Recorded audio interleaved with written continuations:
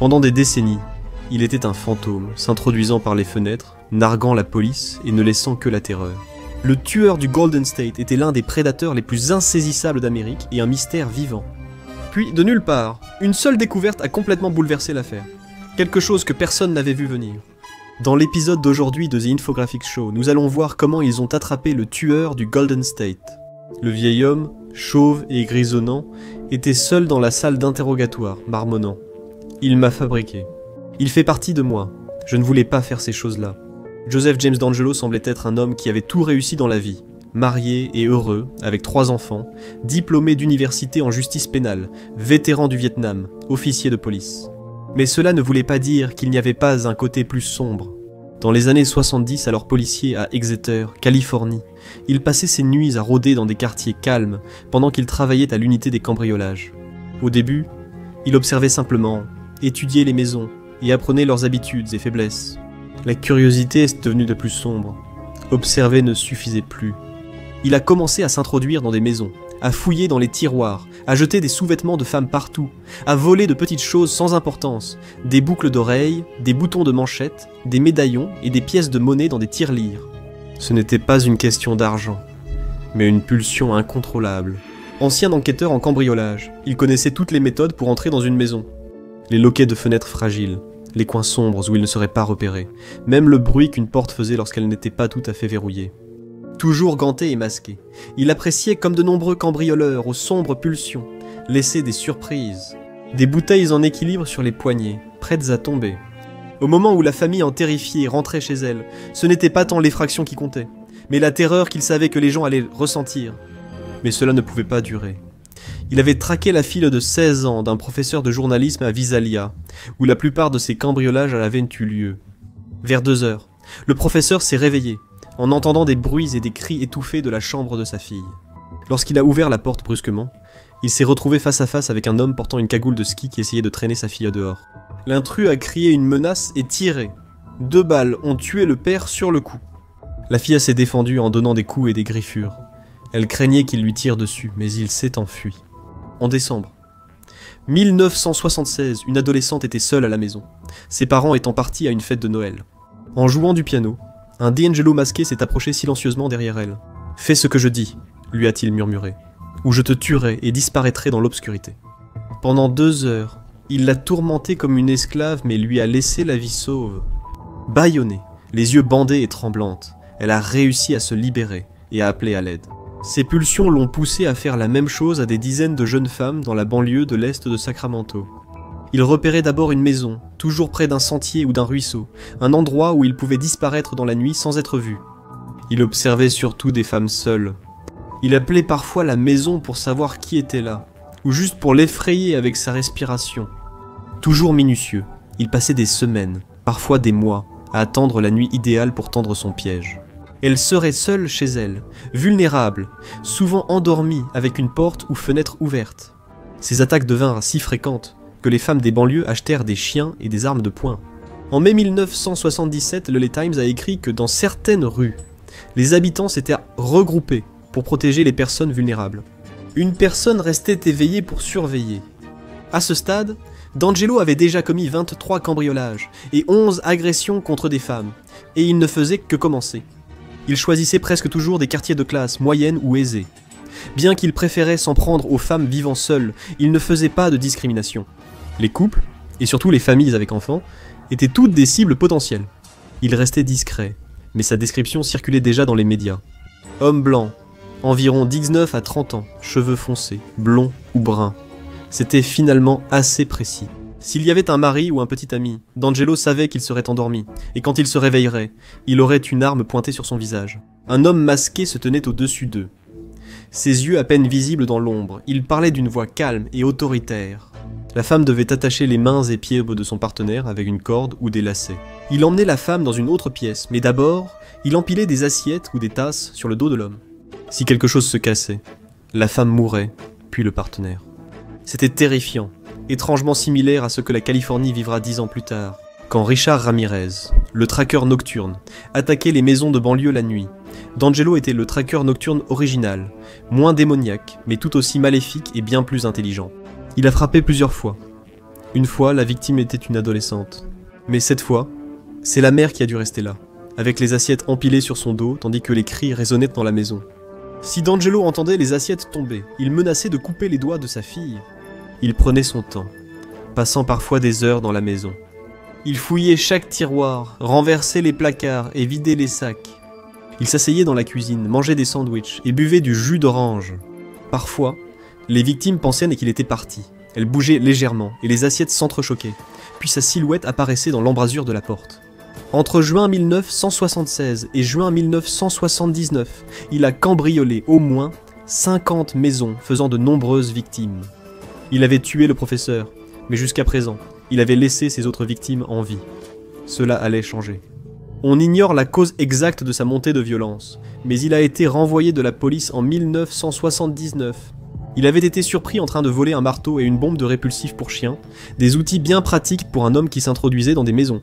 Il évitait de laisser des traces écrites et a menacé de tuer le chef de la police, traquant même son domicile.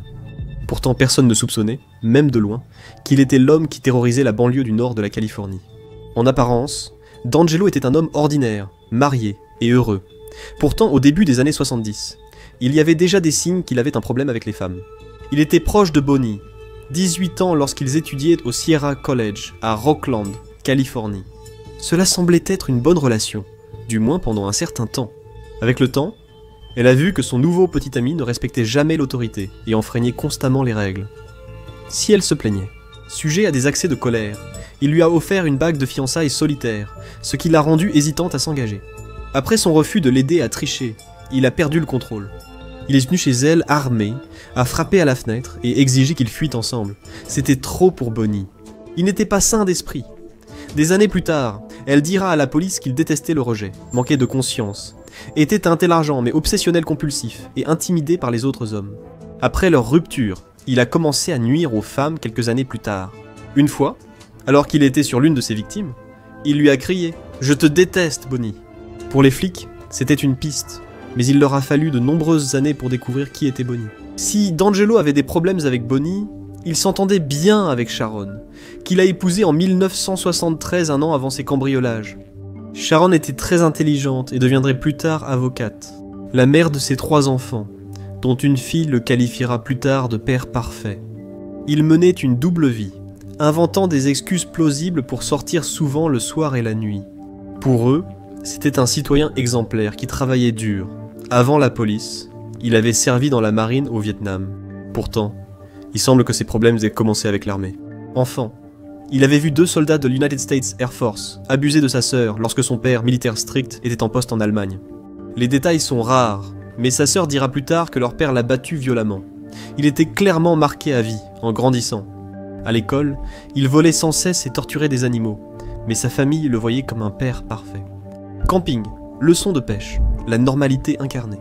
Plus tard, sa nièce a dit « J'ai senti qu'il était devenu quelqu'un d'autre, que je ne connaissais pas. C'était cet étranger, ce masque pour son Jekyll. » Qui est entré dans une maison à Goleta près de Santa Barbara le 1er octobre 1979.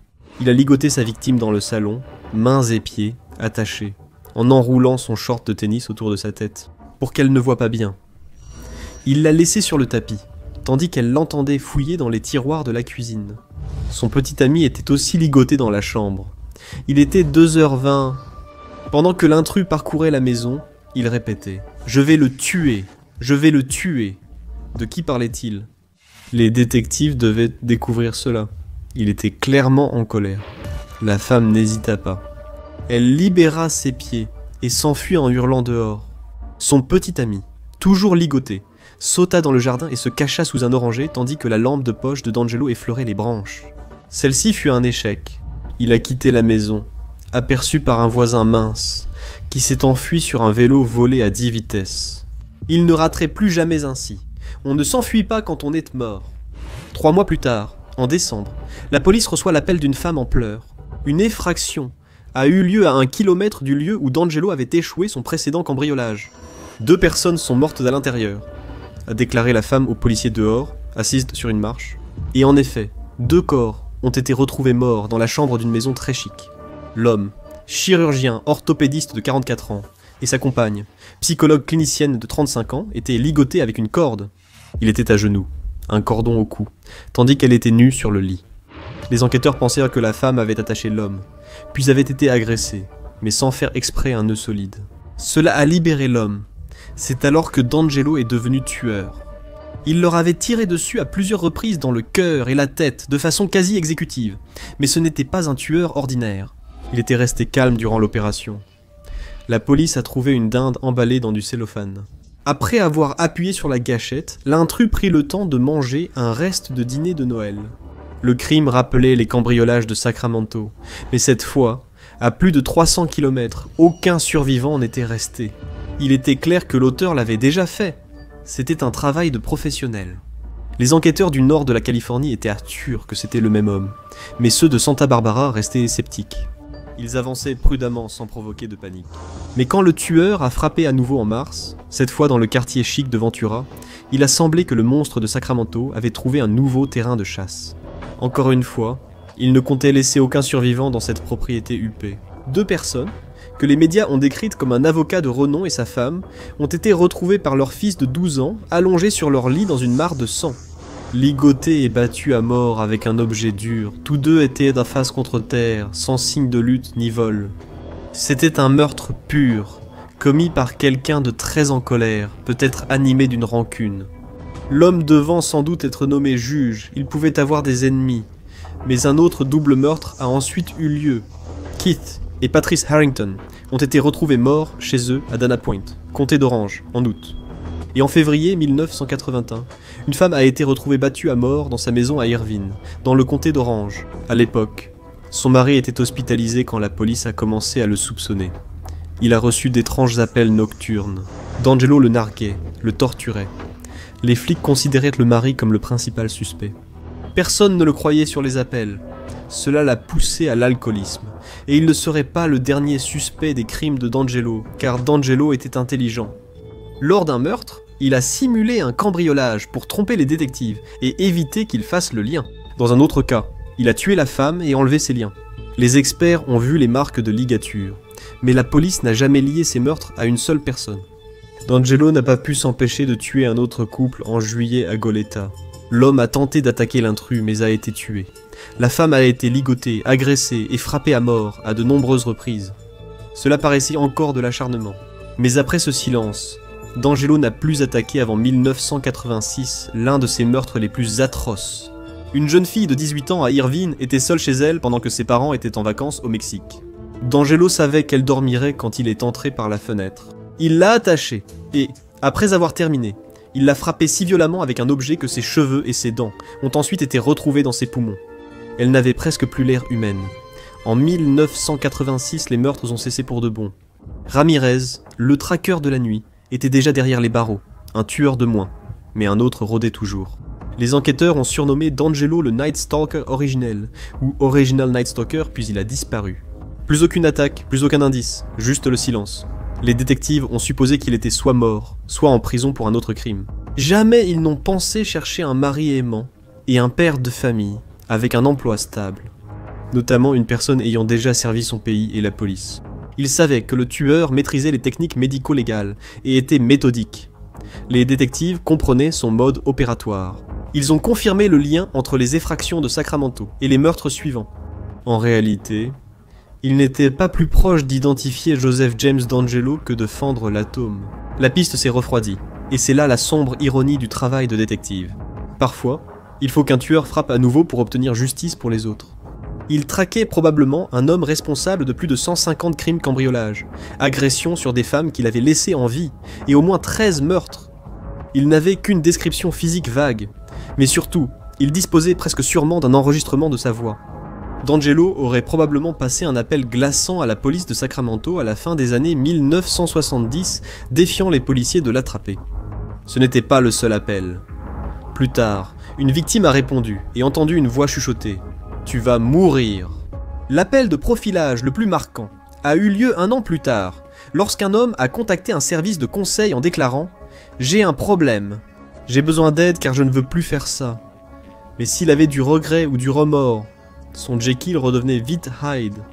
Il avait appelé les maisons des femmes qu'il avait attaquées et laissées en vie, leur faisant savoir que l'homme qui les avait blessées était toujours dans les parages.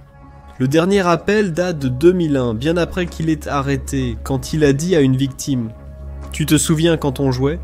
La police savait qu'elle avait affaire à un malade, ce qui les irritait. Il semblait juste sous leur nez, mais restait invisible. Il était clairement du coin. Ils avaient sa description, sa voix. Mais l'un des problèmes était que les profileurs criminels n'étaient pas toujours d'accord. Les détectives avaient 9 profils différents, et chacun était assez unique. Ils n'ont pas été rendus publics. Le FBI a déclaré dans les médias que le tueur pouvait s'intéresser à la formation militaire ou policière et maîtriser les armes à feu. Tout est correct. Ils ont précisé qu'il était méthodique et collectionnait des trophées. Alors toute personne connaissant quelqu'un avec des médailles ou boutons de manchette devait les contacter. Ce n'est que dans les années 2000, grâce aux avancées de l'acide désoxyribonucléique médico-légal, que les enquêteurs ont confirmé que le Night Stalker d'origine était responsable des nombreuses effractions violentes dans l'est de Sacramento. Pourtant, ils étaient perdus. L'affaire était au point mort jusqu'à ce que quelqu'un ait une illumination des années plus tard. Dans les années 2010, des millions de personnes avec quelques dollars de côté envoyaient leur salive à des entreprises de généalogie. Après un test acide désoxyribonucléique rapide, les résultats revenaient, leur indiquant que leurs ancêtres venaient d'Écosse, de Norvège et d'Angola. C'était la dernière folie mondiale. Une nouveauté apparemment inoffensive que l'on achetait à son neveu pour Noël. Ou du moins, c'est ce que tout le monde pensait. On n'aurait jamais pensé que cela aiderait à retrouver un tueur en série. Les enquêteurs ont recueilli l'acide désoxyribonucléique sur une scène de crime du tueur du Golden State et l'ont transformé en profil génétique numérique, similaire à ceux des bases de données de généalogie, comme Vint3andMe. Quant à la vie privée, eh bien elle est passée au second plan. En comparant les marqueurs génétiques partagés, les analystes en ont remonté l'acide désoxyribonucléique à travers des parents éloignés, des cousins au 3e, voire au 4e degré, jusqu'à ce que l'arbre généalogique commence à se resserrer. 2 noms ont émergé. L'acide désoxyribonucléique a écarté l'un d'eux, ne laissant que Joseph James D'Angelo. Beaucoup étaient dans cet arbre, mais il restait le meilleur candidat. Ancien policier et ex-militaire, plus jeune il correspondait au profil recherché et avait l'âge idéal. Et lorsqu'ils ont creusé davantage, ils ont découvert qu'il avait été renvoyé de la police, et qu'il avait des problèmes de colère, au point de brandir parfois des armes à feu. Le problème, c'est qu'il était marié et père de famille, apparemment heureux. Mais John Wayne, Gacy et le bind, torture, kill aussi. Parfois, la normalité protège le mieux. Pourtant, les détectives n'étaient pas encore prêts à agir. Dans les médias, il était appelé tueur du Golden State, surnom créé par l'écrivaine Michelle McNamara, qui a longtemps enquêté sur l'affaire. Peu avant sa mort, elle a rédigé un article pour le Ella Magazine où elle expliquait « Le tueur semait la terreur dans les quartiers, attaquant maison après maison, toutes proches les unes des autres. » Elle a dit qu'il appelait les victimes, déjà traumatisées par sa visite nocturne, pour leur annoncer à bout de souffle « Je vais te tuer !» a-t-elle écrit. C'était un fantôme qui maintenait ses victimes dans une peur constante en les menaçant de sa présence tapie dans l'ombre. L'affaire l'a rendue presque folle. Elle dormait peu, ne prenait guère sa fille impotée dans ses bras, et était morte avant la résolution de l'enquête. D'Angelo, 72 ans, a vu la police défoncer sa porte en avril 2018 dans une banlieue calme de Sacramento, un quartier qu'il avait autrefois traqué. Il vivait avec sa fille et sa petite-fille, toutes deux pensant qu'il était un homme attentionné, leur héros. La police le surveillait depuis la découverte de son arbre généalogique, puis avait secrètement prélevé son acide désoxyribonucléique sur un mouchoir usagé de ses ordures. Il correspondait parfaitement. Bundy, Gacy, Dahmer, Zodiac, le traqueur de la nuit, le fils de Sam, et désormais D'Angelo, rejoignent le panthéon des tueurs en série. C'était un homme discret, mais les voisins le trouvaient parfois étrange. Il tondait la pelouse comme s'il avait des troubles obsessionnels compulsifs la taillant parfaitement d'un bout à l'autre, criant parfois des jurons sans s'adresser à personne en particulier. Un voisin a confié au détective avoir eu une altercation avec D'Angelo, après quoi l'ex-policier l'avait menacé de mort. À l'époque, cela semblait être le cri d'un vieil homme en colère. Avec du recul, c'était un avertissement. Lors des interrogatoires, D'Angelo n'a pas tout avoué. Il leur a dit « Dans les années 70 et 80, une voix nommée Jerry dans sa tête l'incitait à mal agir. » Peut-être cherchait-il à atténuer sa responsabilité, mais cela semblait authentique. Quand D'Angelo était seul au commissariat, il s'est dit « Je ne voulais pas faire ça. J'ai chassé Jerry. J'ai ruiné leur vie. Je dois maintenant en payer le prix. » Au procès, il était en fauteuil roulant, le visage masqué. La pandémie de Covid a rendu cela ironiquement sinistre. Il n'a jamais regardé ses victimes ou leurs familles, même lorsqu'elles exprimaient la douleur qu'il avait causée. Aujourd'hui adulte, la fille de 16 ans du professeur de journalisme assassiné a déclaré au tribunal « Il a braqué son arme sur moi alors que j'étais au sol. Je n'ai pensé qu'à une chose, c'est la fin. J'ai vécu dans la peur, pensant qu'il reviendrait un jour pour elle. » Carol, la fille de Lyman Smith, a témoigné. Pendant des années, elle fut suspecte, harcelée par la presse et ignorée de ses voisins. Elle a essuyé ses larmes et a regardé D'Angelo en disant « J'ai vécu avec la honte pendant des décennies. C'est ta honte, Joe. » Il a à peine levé les yeux. « J'espère qu'il pourrira », a dit la sœur de la jeune fille, dont le visage avait été si frappé qu'il a fallu un cercueil fermé. La douleur causée par cet homme s'est transmise sur plusieurs générations. D'Angelo a reconnu plusieurs crimes, dont 13 meurtres. Il s'est levé de son fauteuil roulant, a enlevé son masque et a parlé au tribunal. « J'ai entendu toutes vos déclarations, et je suis vraiment désolé d'avoir blessé des personnes. » Il purge plusieurs peines à perpétuité sans libération conditionnelle à la prison d'État de Californie. À 79 ans, il y mourra probablement. L'arrestation du tueur du Golden State a marqué une grande victoire policière, mais d'autres criminels n'ont pas eu autant d'attention.